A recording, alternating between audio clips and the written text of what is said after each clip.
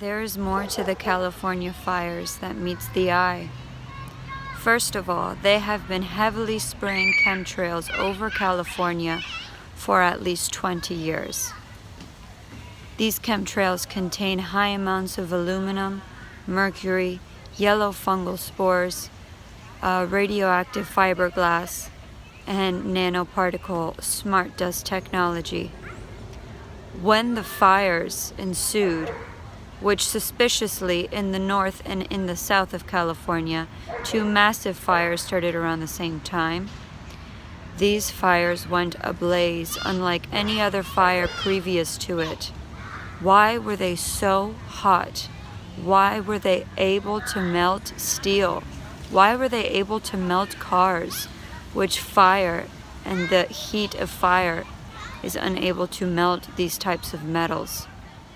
The reason why is because there is a high amount of aluminum amongst many other chemicals on top of the foliage. Aluminum is highly flammable. So when these fires started, there was a combustion unlike any other. On top of it, I am convinced that there were direct energy weapons used to start these fires by the government. Energy weapons are very real, and they are being used all the time.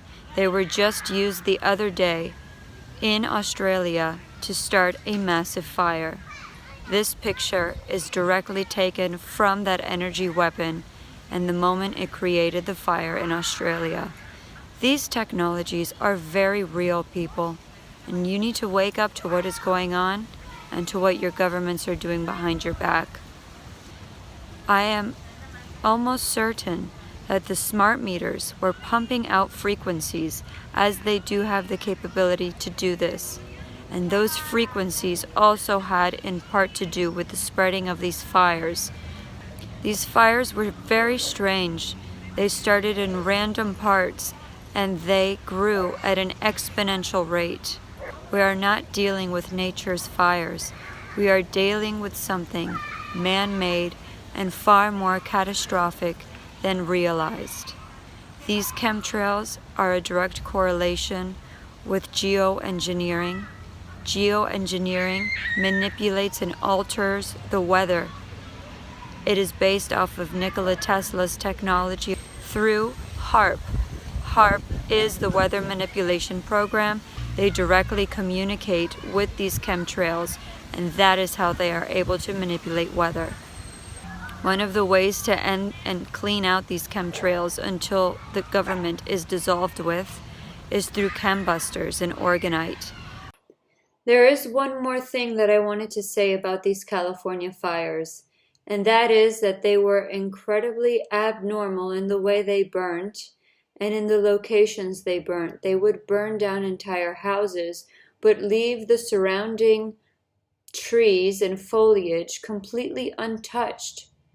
They are incredibly flammable, so how is it that a concrete house would be burned to the ground, but the foliage surrounding it is untouched?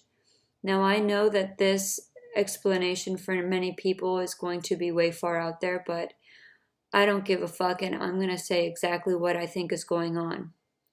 There are alien races that are currently at battle here on planet Earth.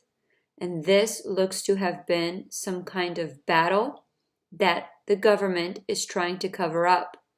These look like energy weapons. I do agree that there's been a range of, I call them exotic weaponry.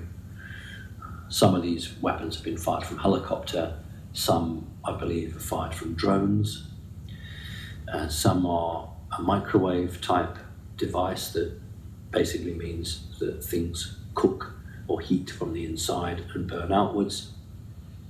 Others are more of a plasma type energy weapon, which doesn't operate like a microwave but still has an intense high heat.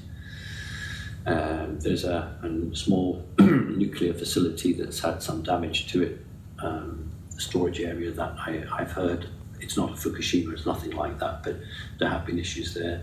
Also, I believe there is some validity to properties that have had these smart meters pumping out all these microwaves. It is possible to home in because they are generating signals, and it might be, if anybody had the inclination to do a calculation of how many homes with smart meters were burnt to a crisp and how many were not, I suspect we would find that the number with smart meters was appreciably higher